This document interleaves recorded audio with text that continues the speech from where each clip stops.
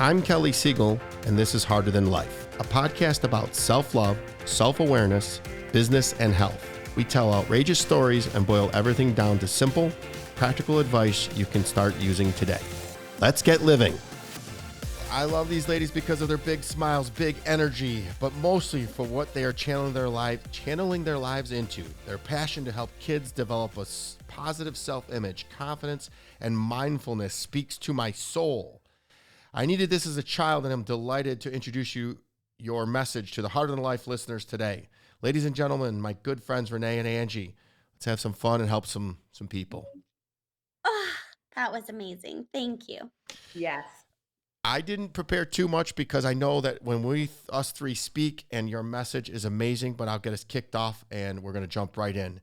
As everyone knows, the Harder Than Life brand is for charity. All profits go to charity right now, 2 children's charities and 1 addiction center. What is CAPE movement and why should we all care? And either one of you can answer. Go ahead. So CAPE movement is a brand that we've created, and what we've done is we've put together and curated programming for children, adults alike. But our mission is to really get messages out to children on how they can live their best lives. And what that entails is really learning foundational information that is not typically taught in schools or most homes. And this information is life changing. And it is something that, when Angie and I started in our personal development journey and entrepreneurial journey with this, that had changed our lives and really made an impact on the trajectory of our families and us.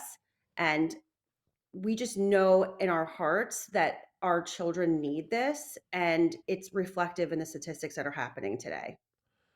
What age is the children you're targeting? Well, so we have programming for children 5 to around teenage, and then we have a teenage program, and then we have an adult program, and we also have an educator program. So they all are, similar in the concepts, but just developmentally, delivered in a different way. We're also we've had some inquiries about CAPE TOTS.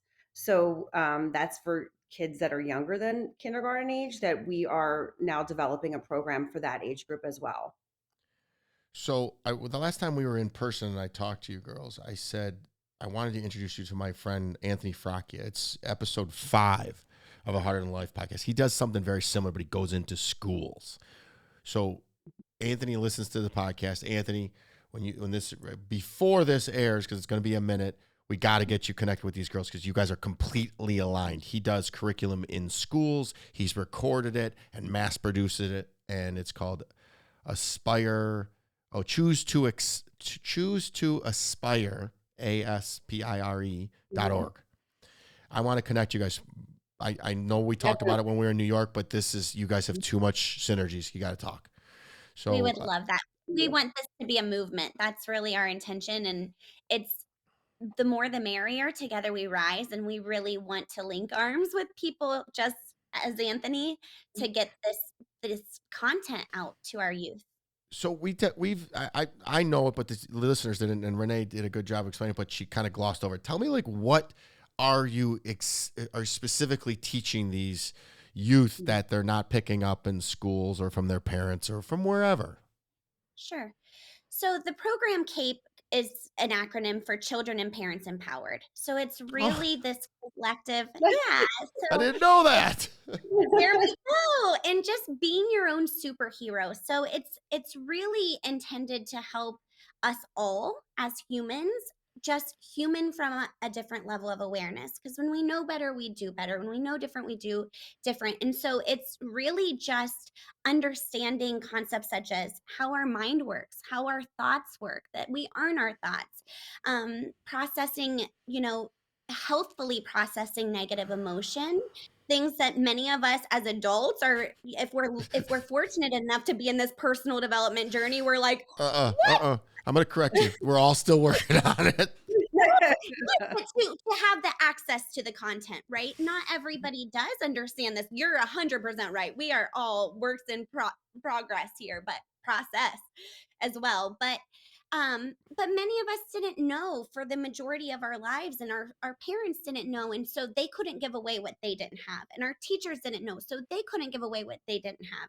And so this is really just like we always say, together we rise. Let's just learn these things and link arms together and and help us all together understand how to live our purpose. Be here. We're all here on purpose, with purpose, and for purpose.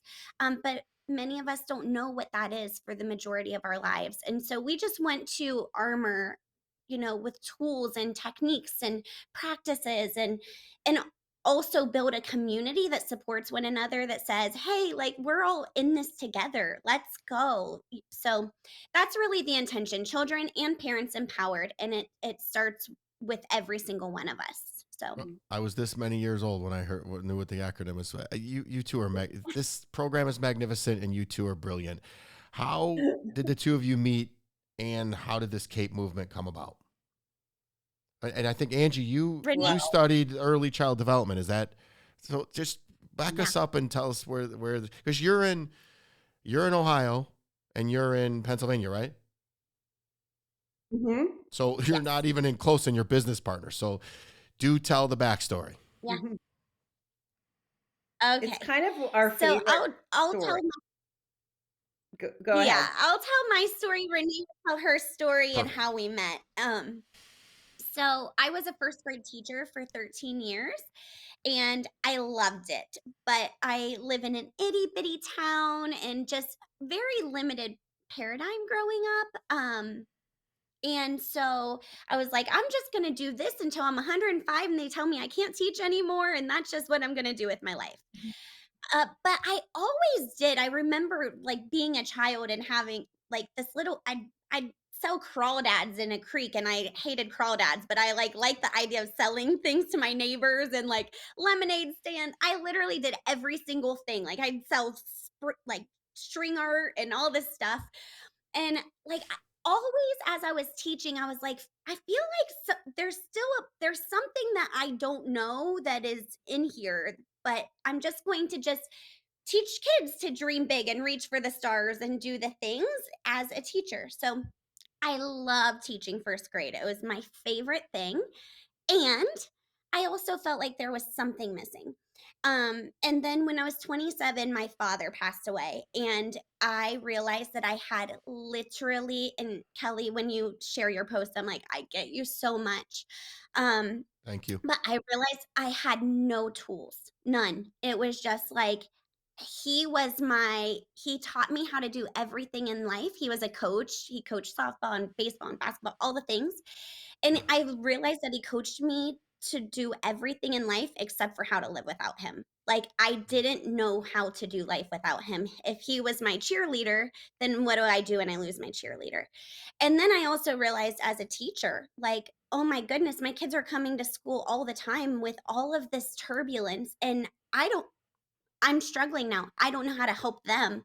And so it really was this huge catalyst, like dark night of the soul, whatever. But it was Googling what the hell do you do when your life falls apart. Like, I'm just like, I don't know what to do. And then my mom was struggling because she was married for 33 years. She left her country to be with this man, and she didn't know how to do life. So it really, I don't think I've taken a day of study off since well, there were 72 hours I didn't get out of bed after he passed, because I was like, I don't know what to do aside from going to the funeral home and doing the things. But all of that to say that it just opened up this whole world of like human potential, human growth, what people are, they can go through such difficult things and still they rise. And I just became hungry to learn more.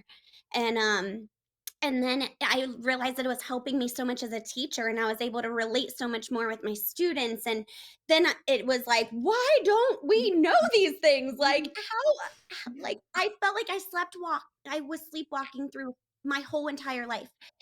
All of that to say, and I'll let Renee tell her story, but then we ended up meeting, and the next kept hiring the next mentor, doing the next thing. And we met in a mindset program and we were like magnets because she was in education too. So, So yeah. hold on before you jump in, Renee. So you're bettering yourself. First of all, I still think you're 27. You look 27. You sound 27. Your voice, I could just listen to forever. And those nails, oh, just to die for. So I love you. I think you're amazing. So sorry it took so long to get you on the podcast, and I will try to move this thing up and get it out because this story is just amazing. But so you're betting yourself, and you guys met your best friend. So Renee, you tell your side of the story. Yes. So I started out my career as a speech pathologist. I still am one, 22 years now. And, I had been through some pretty significant tragic things. And I always felt like I had my mind was always, I kind of barreled through. So I had lived through 9/11. I lived down the street from the Trade Center. I watched it fall. I was displaced. There was so much, needless to say, that was a traumatic event. And then a couple years after, I had lost my brother-in-law, and he was like my brother. So, but I was pregnant at the time, so I had to kind of be really strong for the baby and for my sister. Um, but I kept, I felt like I just kept going and maybe didn't process all of this. And then my daughter was diagnosed with epilepsy, and it literally blindsided us, and it was really a really really hard time for me. And my anxiety that I was experiencing was not going away, and I wasn't really functioning. So all that to say that it kind of led me to change my paradigm, in the sense of, what is this, am I doing what I'm supposed to be doing?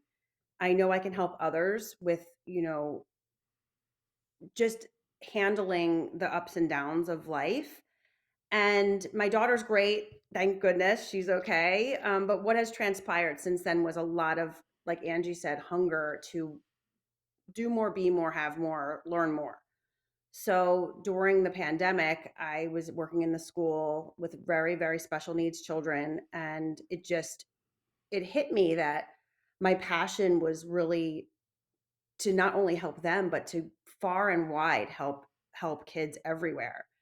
So, but I knew it had to start with me, and putting in the work into myself, and to just for the betterment of my family, my kids. And so I joined the Thinking into Results program, and that's where I started learning about my mind and how it works, and my thoughts and how they work, and just about daily habits that may or may not be serving me. And it really changed everything. And so if you see the lights behind Angie, that's kind of how that's kind of her logo, so to speak, when she's on, because we would be in mastermind meetings on Monday, and I would see those lights twinkling. And then she opened her mouth, and obviously, like, her voice is just amazing. And I was like, I need to get to know that girl. I don't know her. I want to know her. I didn't So even notice I the lights till you pointed it out. yeah, well, it's funny because when you're on those masterminds, like, everyone's kind of like you and I, Kelly, but then there's Angie with these blinking lights. I love it. It's brilliant. That's why she's smarter than both of us. It is. So she had mentioned something about going live, how she had a fear about it, and I was like, I'll go live with you. Let's do that. And we ended up hopping on a call, and yada yada. He was Here like, we are. You're "Bye." like, why is this information that we are learning? I was in my early 40s. Why am I learning this now?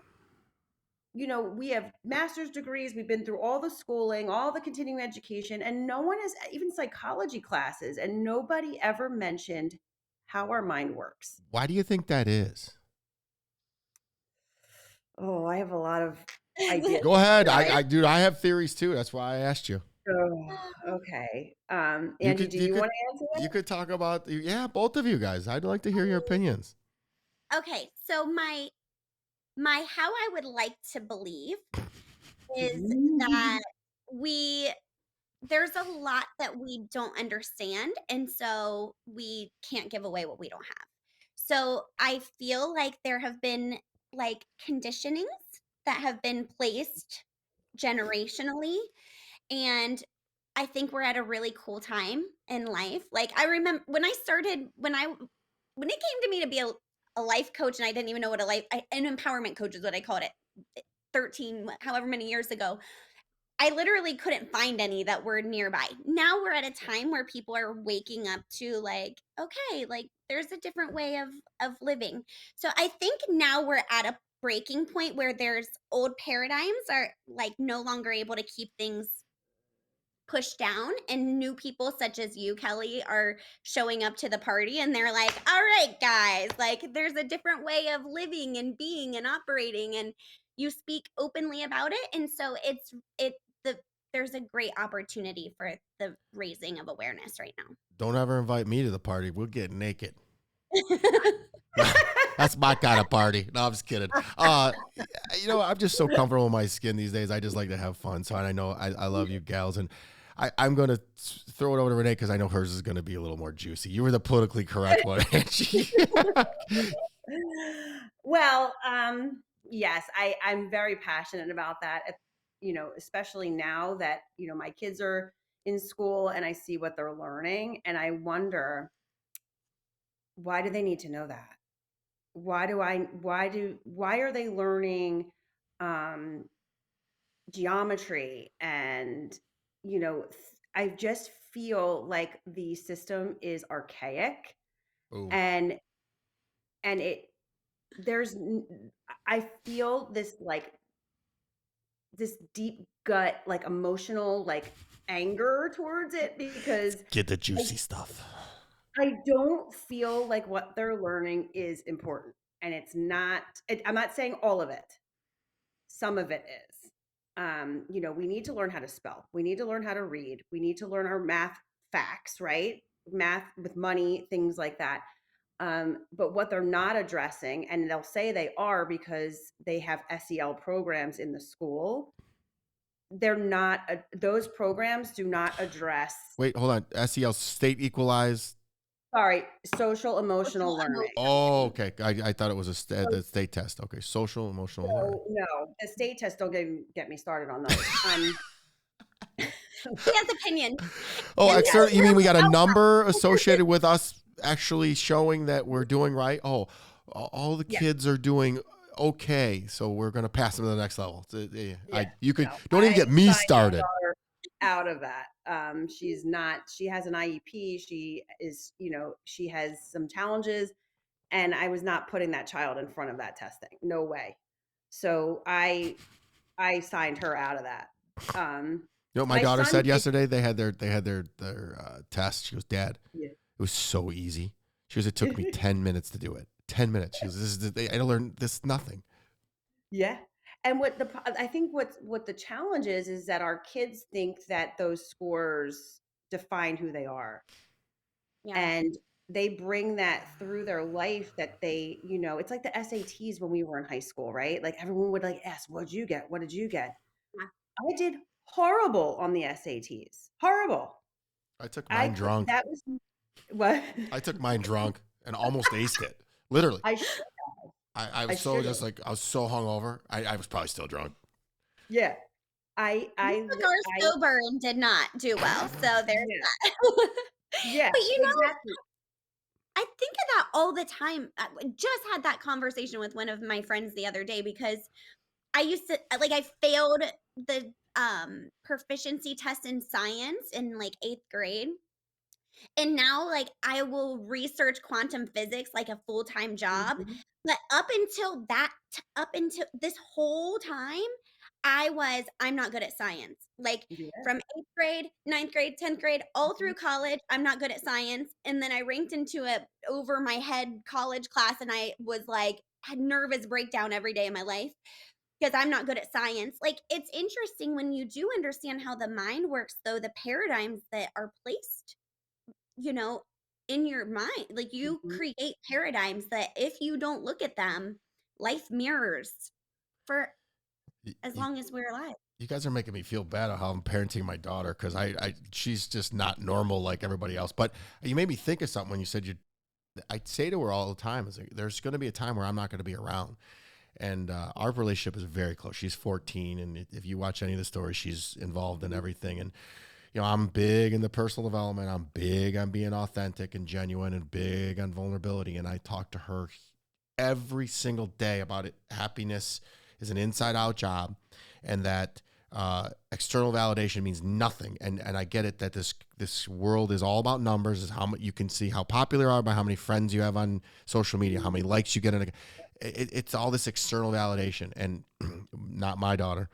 So if anything ever happens to me, heaven forbid, she may react to. So now I got to talk to her about even deeper about death in case something happens to Deb. And ain't nothing going to happen to me, but still, I think personal development, we talked about this, personal development and how to deal with adversity. We make it too easy. I've said it a million times. Hard times make hard people make easy times make easy people.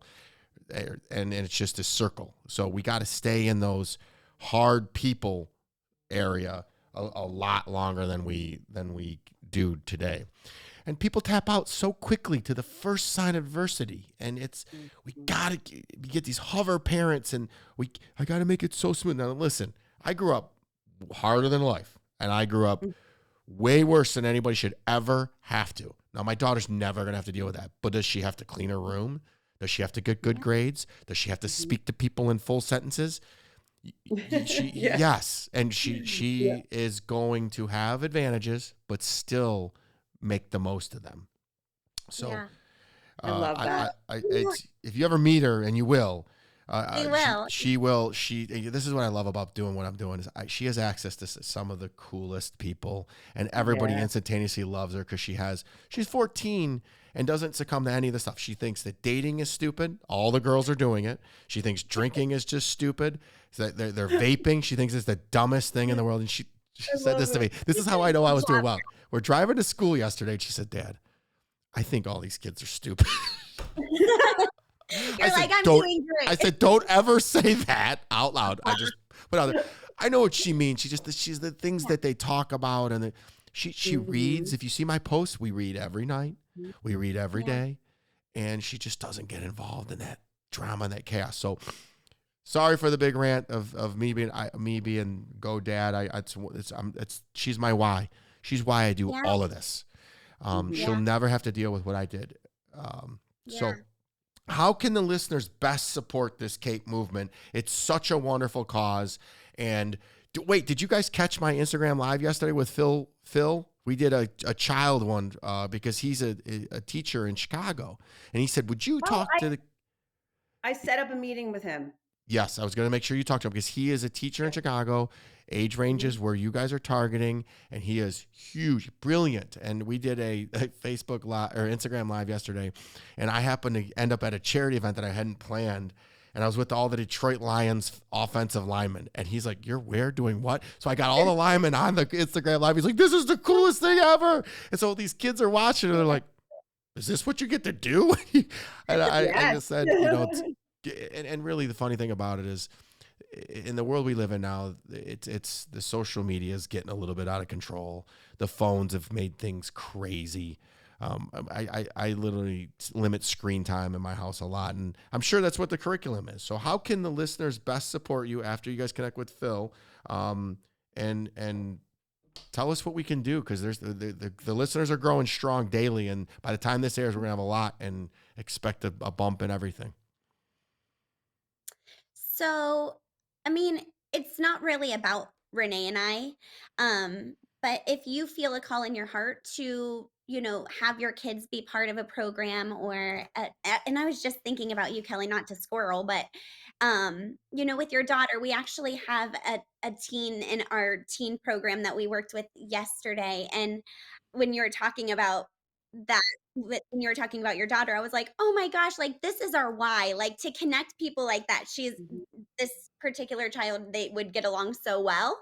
But that's what we want to do. We just want to help raise resilient humans, like humans that know that human conditions are going to be a part of life. Like 100% of us are going to have grief or hardships or obstacles in life. It's just part of it. But if we can armor our children with this, and they they can go into the world with that understanding of like who they are, why they are, how their minds work, then we would love to, we want parents like you too to be a part of it. Parents who see, that the trajectories can change, and we can raise a generation of humans, the next generation, the plural of humans, who understand that they have everything inside of them now that they need to live a life that they love. So reach out to us. Renee and I are just regular people. We have a team. We have a That's what I website. mean. How did I mean, we'll have everything in the show notes, but what's the website? So you want people to go to the website, and is there a way that they can click on it and get involved? Walk me through, if I'm a parent that Okay. let's just say me. How would I get a hold of you if I didn't have your cell phone numbers? Okay, so we are in transition with our website. It's been over a year, so our messaging then is it's similar, but we've grown and evolved, and there's so much more that we want to add on to there. But it's kind of something that you can get information on there. You can contact us on there. I think the best way would be for we hold a webinar every Thursday Okay. that we discuss, how to help your children. We call it Mindset 101. And that is every Thursday Eastern at 12 till 12:30. So that is a place where those who are interested in hearing more about this movement and about what we can do to help, that's a great place for people to come to. Where do they get the information from? Where are you disseminating that, on LinkedIn or what? So every Wednesday, 12 to 12:30. Where would I get the link? Thursday. I think Thursday. So Sorry. Thursday. Yep. yeah. And we'll send you all of the Okay. links in the show notes. We're Please do. also on Facebook, Instagram. Cape Movement is how I you can can tell find you us. this much. I follow you guys. I haven't seen the link. And I make sure, because I look at all of the CLS family stuff, and I look at yours all the time. I haven't noticed it now. Thank It's you. so Thank you. ironic that you say that because it's funny because it's kind of a something that Angie and I get to learn along the way is really getting that exposure. The I algorithms of post freaking social media. It's I know. crazy. I have I one that know. just went just it's almost going to hit 1 million views, and I don't understand why. It's the story of how I started my company. I don't even know. Wow. So, That's amazing. what I would suggest doing a one reel that just has everything in it, and then just keep Okay. Okay. shooting it out on Thursdays. But don't listen to me, because I don't. I just Well, I we're can going just tell you I've never seen it, because I would have joined once, because you know me, Well, I it's would have every joined. Thursday. You still can. I would have joined so I could listen, so I'd have been prepared for this, because I want to know Oh, what it's about. If you guys don't figure out, man, I'm a learn it all. I read. I want to know everything about it. I mean, this is so intriguing to me. Kids. I'm starting to kind of move to catch the kids younger, because yeah. it's easier to prevent it than to fix it.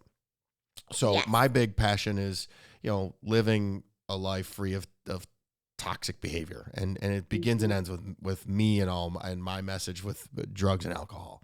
And Mhm. we want to empower the children to sometimes it's just the dumbest thing is peer pressure. Yep. Sometimes it's a childhood wound. Sometimes it's a parent.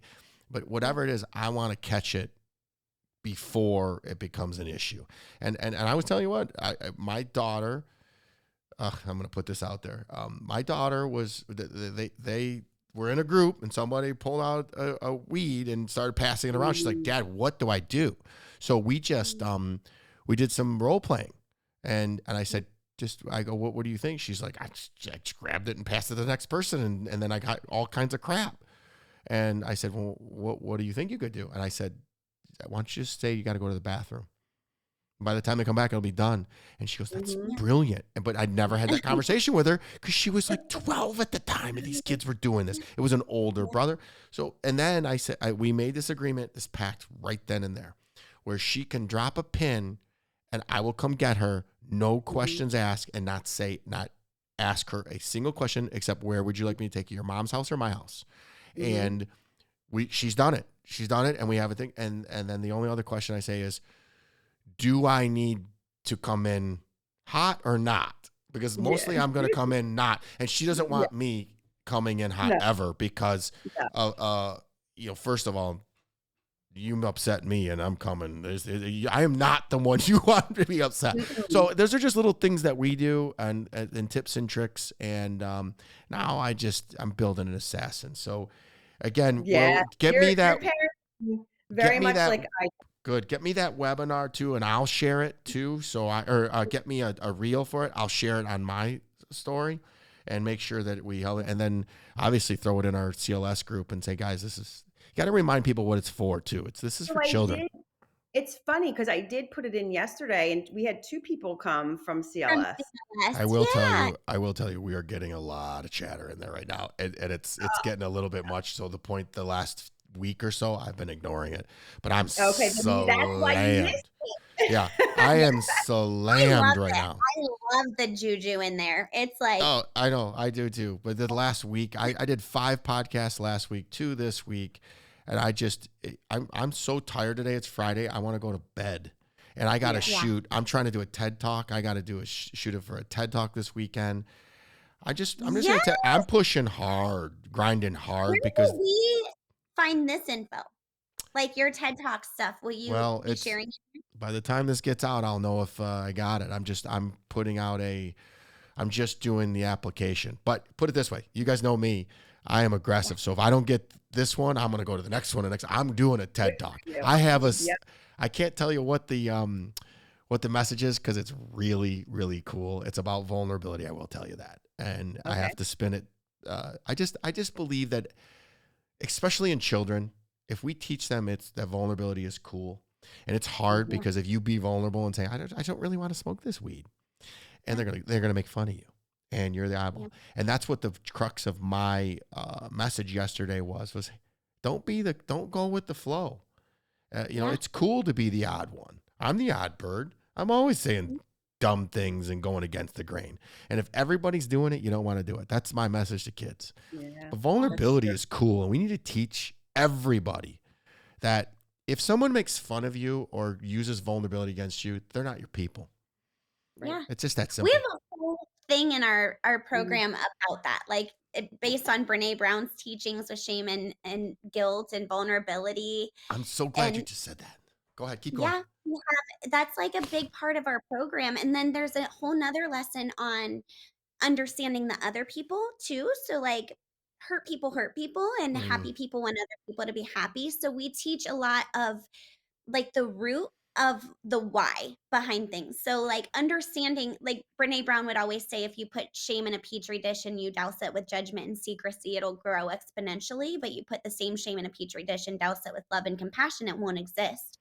And so teaching kids to understand, like to not only like be vulnerable, but to understand the why behind it, and that like it's a human. You're human. The only people who don't experience that are sociopaths, in which case it's better to have those human emotions. And so being able to understand at an early age the power of vulnerability is actually the place for connection. So that's awesome that I you're love doing you. that, and we're I, going to be all over your TikTok. I found it funny that you use Brene Brown's armor, but you use it in a different tone than she does. She says we armor up and we got to let down our armor. No. You say we have to armor up. She says we have to armor down. Yeah. So I found it very funny. Someone like me that reads a ton, I read her book, triggered the heck out of me. The Atlas of the Heart. Whew. I've read them all. But that one about emotions, and I was literally reading in Florida at my pool, and I got to the part about fitting in versus belonging, and I just burst out in tears because every part of what I was doing was trying to fit in, and I don't want to fit in. You heard me say it, but that armor is something else, man.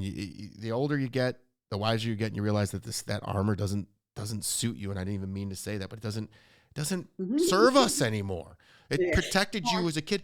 I find myself daily going when I'm processing something, going, that doesn't even make sense anymore, Siegel. Whatever you're doing, just whatever you're projecting onto this was when you were a child. It's the stupidest thing. And then we'll fight each other over it. So Yeah. sorry, I keep stealing your guys' thunder because I No, we love it. We're love this. speaking the And same language.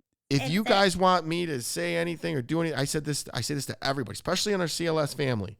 You want me to give a speech or to come, whatever you need, just call on me. I told you this when we were in New York. You have my full support. I am passionate about this. And remember, I grew up, my childhood was tough, man. And I had to take care of myself. And what I said on the Instagram Live, and I'm going to say it again so people hear this, is you matter. If you're a teenager and something doesn't feel right, there are so many people out there and so many resources. Don't do what I did. I lied to the social worker that came to talk to me and said everything was fine. Everything was not fine. I was being abused physically, emotionally. It is scarred me all the way up till today. I was crying like a baby last week or this week in EMDR therapy about something my mom did. You don't have to live that way. And there are people in your family, there are teachers, there are people that love you and you matter. And if something doesn't feel right, it's because it's not right. And they gotta freaking get it. And I just, the things that I had to accept, nobody should have to accept. Sorry for yelling. All right. No, don't be sorry. Oh gosh, I So- feel like you and I could have a whole hour of just that yelling. Well, I thought that I was going to get in trouble. And you know what? My parents would have went to jail, and they should have. And they had no rights having me in their home. And I'll just leave it at that. So that's why I'm more equipped to help people. Beautiful though, Kelly, is that you are really a fantastic example of coming out from under and being on top at the end. And it's an important message for kids because we don't know how these children are living. During COVID, I feared for some children being stuck in a home with their families that might be abusing them, might not be feeding them. Imagine the stress that the families were under too. It's true. And we don't even know we're not going to know for years the true effects of that time. Oh, it ain't gonna take years. I had to jump in. I was running my company and a teacher because the teachers didn't know technology. So I had one teacher of my daughters that didn't understand. I said, "How many people turned in this lesson?" She goes, "Nobody." I said, "That's not a red flag that there's a freaking problem with this software program." She looks at me. She's like, "What do you mean?" I said, "Not a single person turned it in. Where's the common denominator? Where they're turning it in?" And it was like, okay, listen, they had to overcome amazingness. So I want to ask you guys something. Oh, let's go ahead. Sorry, I'm going to put you both in the hot seat since we're talking about children or childhood. Yeah. If first we'll let Angie go and then Renee. Okay. I'm going to put you both in the hot seat. If you could give your 18-year-old self one specific piece of advice, what would it be? Oh, I love this.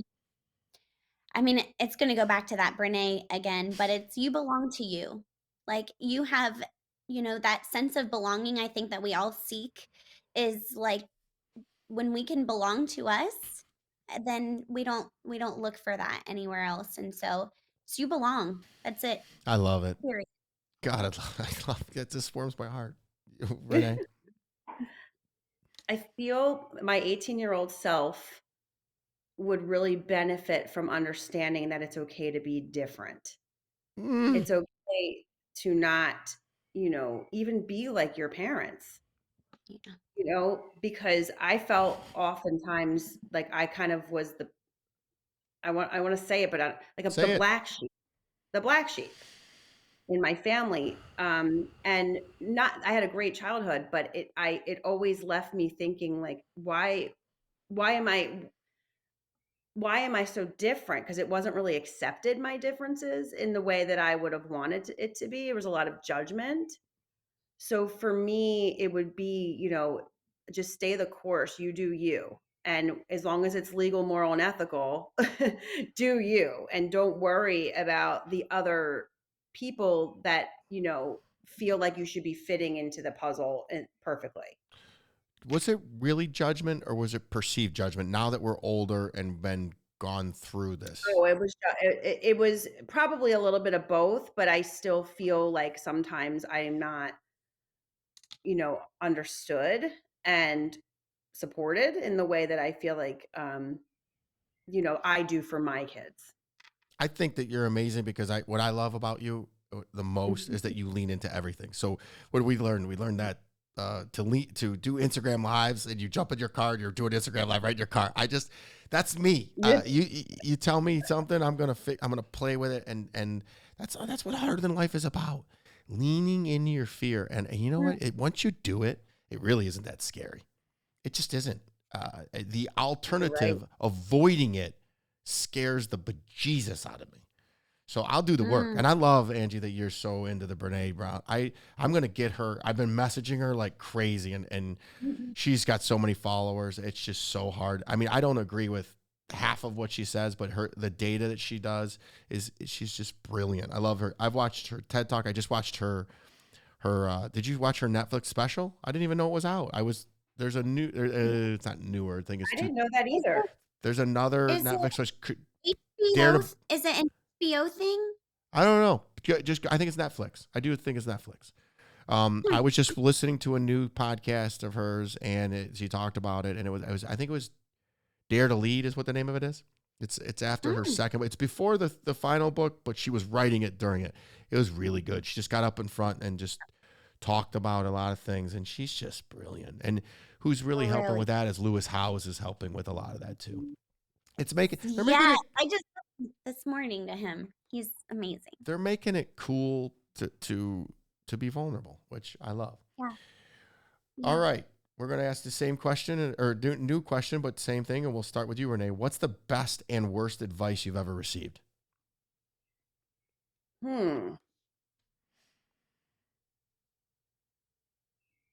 Wow, that is a great question. Angie, you got something prepared? Yeah. Well, I think from our mentor, like if you can see it in your mind, you can hold it in your hand with Bob Proctor. So just that's a great message because I think sometimes we don't allow ourselves to dream the dreams that are in our What was it again? Something cut out. What was it? Oh, if you can see it in your mind, you can hold it in your hand. So if you can see it in your mind, yeah, it's very simple, but it's more profound the more that you lean into your desires and your dreams and see that like what we once called dreams are actually goals. Worst piece of advice, I mean, I don't know that it's even advice, but I think it's like go with the flow, like stick with the status quo, go with the flow. Like I don't want to go with the flow. Like I like being in flow, but I don't want to just go with the pack. Somebody just said that advice to me. She said, "Oh, my friend just said, live in the moment." And I went, "Do you mean be present?" They're like, "No, just go with the flow." And I went, "Ugh, worst advice ever." And I don't have a poker face. And I went, "Be present, yeah, but don't go with the flow." Hell no. I mean, I get the idea of it, like, right? Like, just it's okay. You don't have to resist, but I also don't like the idea of like being with the masses. If it's not a hell yes, it's a hell no to me, man. I look at I have no problem saying I have no problem saying no, I'm not being a part of that. Thank you very much. I mean, I just won't. It just that does not even sound remotely appealing to me. And now I just say no. No is a complete sentence. Period. I love that. Renee, all right, Renee, I'm going to switch to you, and we'll do. Why don't you define success? How do I define success? Why don't you define success? Success is happiness. Success is following your dreams and going towards those dreams and really, understanding what makes what lights your fire. And that's success. So my next question is define happiness. It's funny. It's just right here. So I'm going to hit you up because you went right to happiness. I think it's internal contentment with, what you have and having gratitude for for all of the beautiful things that life has to offer, because when you focus on that, it just keeps growing and growing.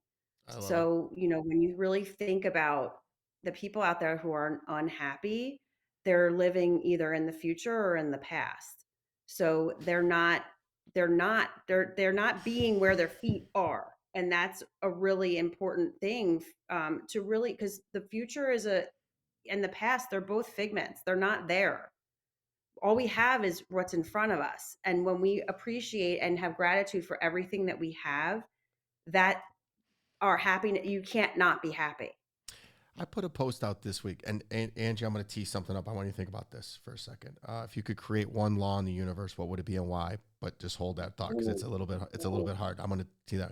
I'm going to go back to your happiness, Renee. I posted this week that I'm not happy, and everybody took it negative. And I just said I'm so excited about the future. I am content, but I am finding myself in the future a lot. So because I got the TED Talk coming, or I'm trying, and my IT company, National Technology Management, I'm releasing the sales, and we're going to hire a sales team. So that's going to grow because I'm stunting it. The podcast is blowing up. The book sales are long. It's hard to not look in the future and see how can I affect more lives. So I keep forgetting to bring myself back. I said, I'm experiencing joy. I'm having a blast. I have zero sadness, zero. Now, am I in my head still doing triggers? Yeah, but I am struggling with happiness because what does happiness mean? I'm joyful. I'm content. Life's good. I'm healthy, but I don't experience any negativity and any sadness. So I would say that probably is happiness, is what you just said. So I love it. Back to you, Ange. What if you could create one universal law? What would it be and why? Okay, so I'd like to answer that one is fulfillment would be my answer.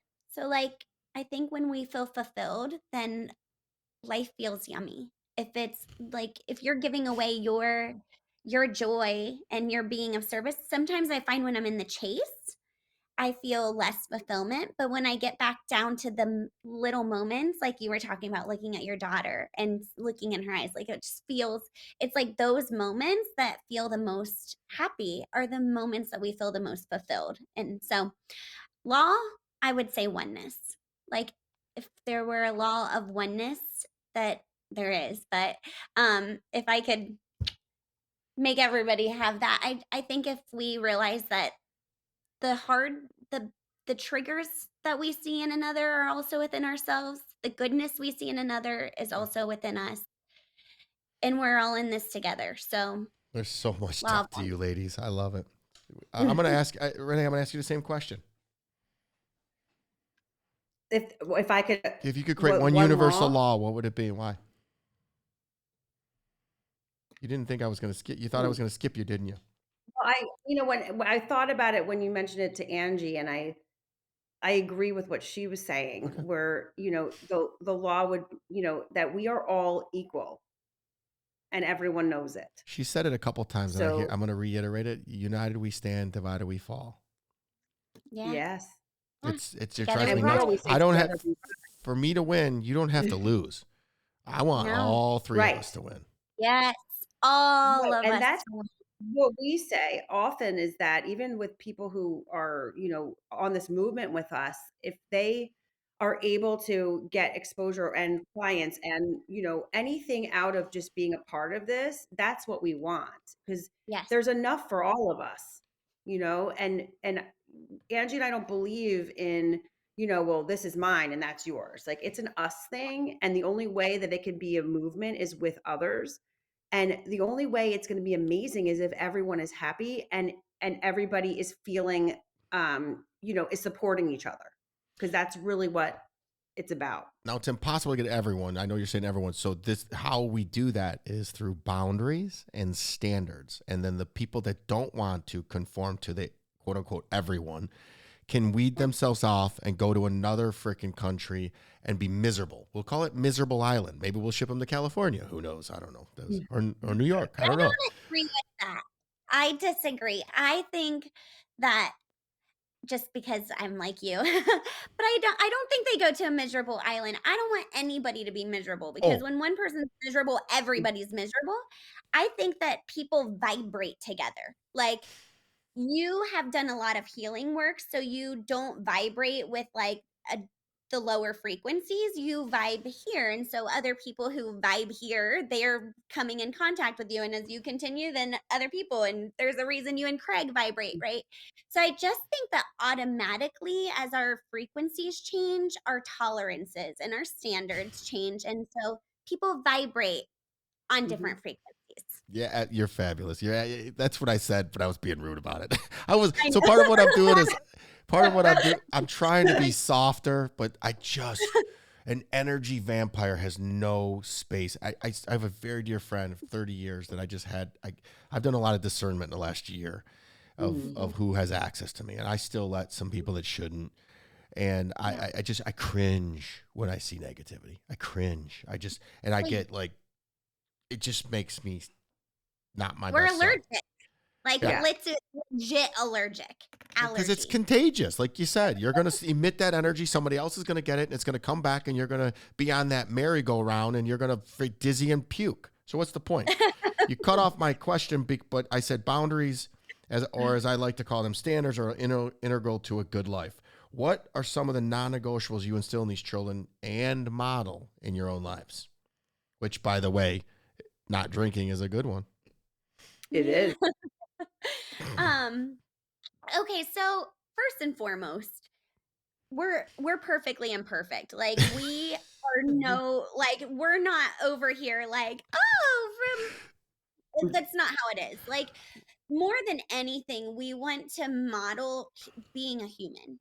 Like, being okay in all of our humanness and walking through it together, and like, for example, as teachers and parents, I think one of the best things we can do is say when we don't have things figured out. And I won't bore you with the whole story, but I had a student one year that was my greatest teacher. I still call her my greatest teacher because I tried everything to figure everything out for her, only to realize that one day when I was out of ideas, she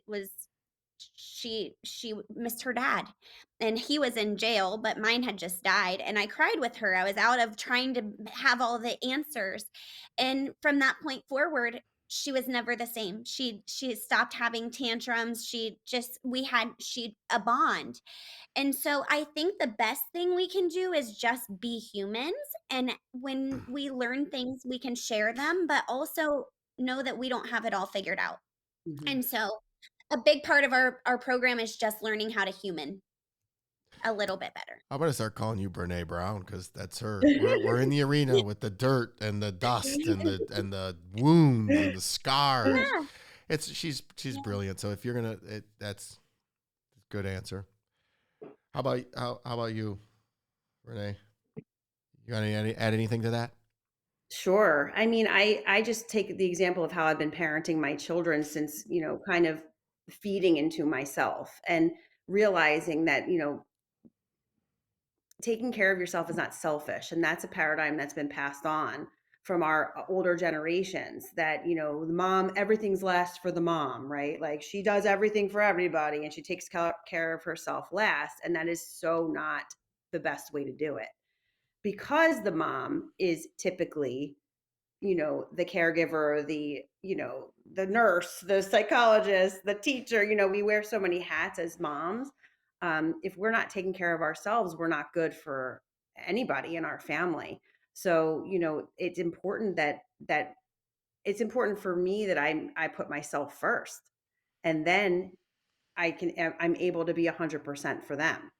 So it doesn't mean that it takes away from anything about their life. Like, I choose to do me stuff over their stuff, like, you can't go to basketball because I have to go get a facial. No, that's not what I mean.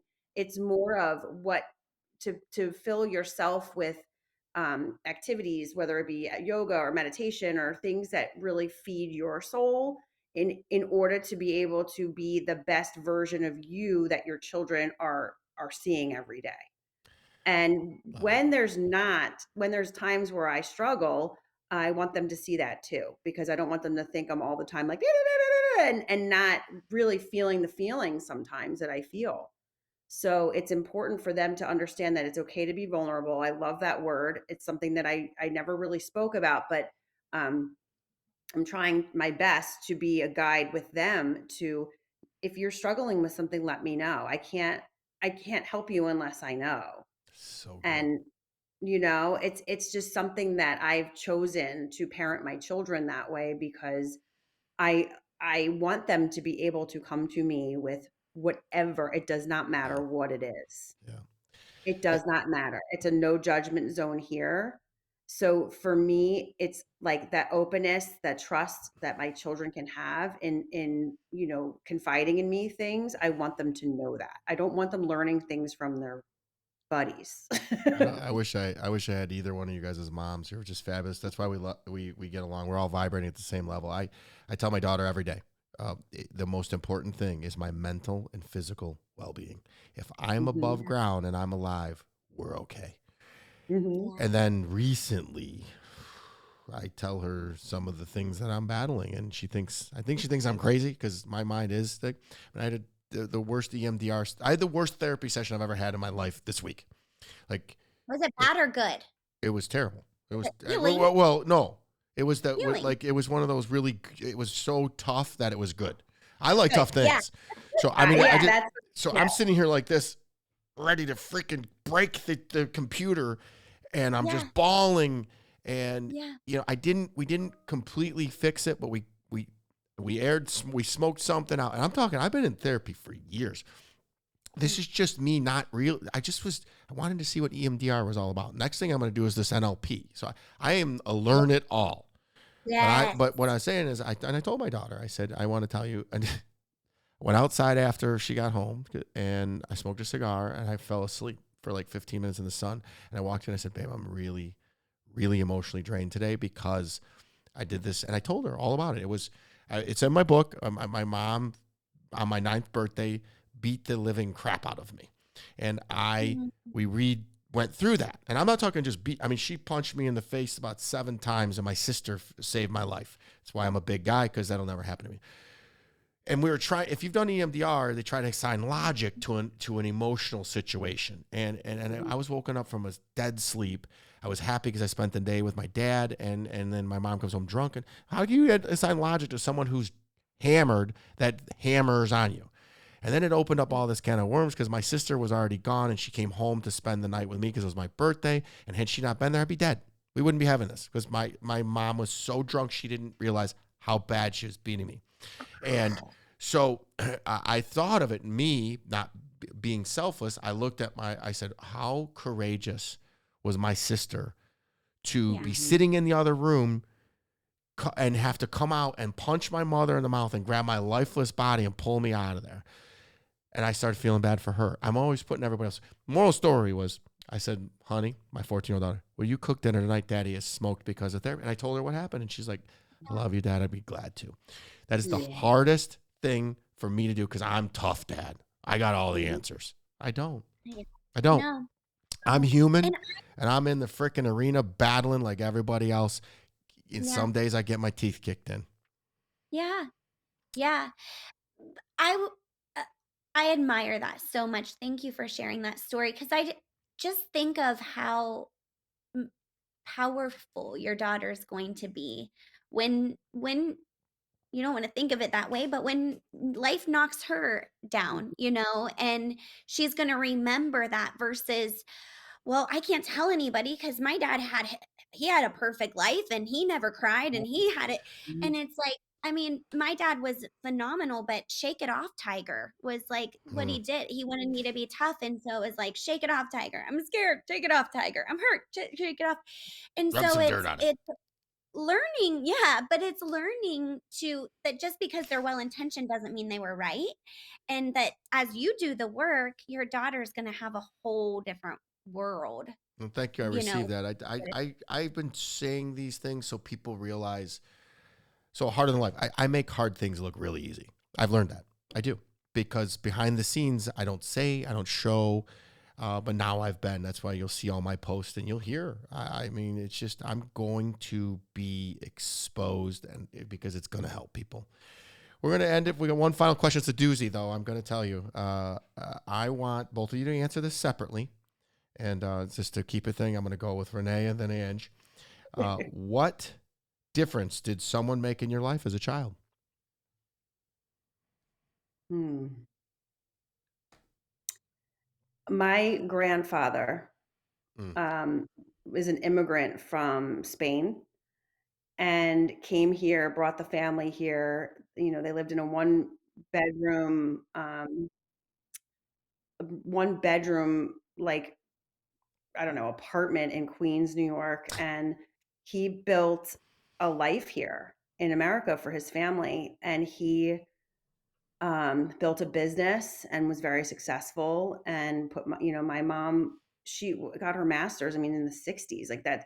It was kind of unheard of, back then to really, it was probably later than that. I don't really know what the year was, but really valued education and doing the best for his family. And he was a pisser. He was so funny and just he was the beautiful combination of intelligent and fun and loving, and he really paved the way.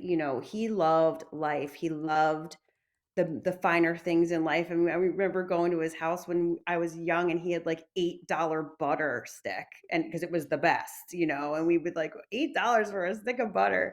But he just liked the finer things in life, and he enjoyed himself, and I think that's really where I get a lot of my who I am is from that and from him, and he impacted me a lot.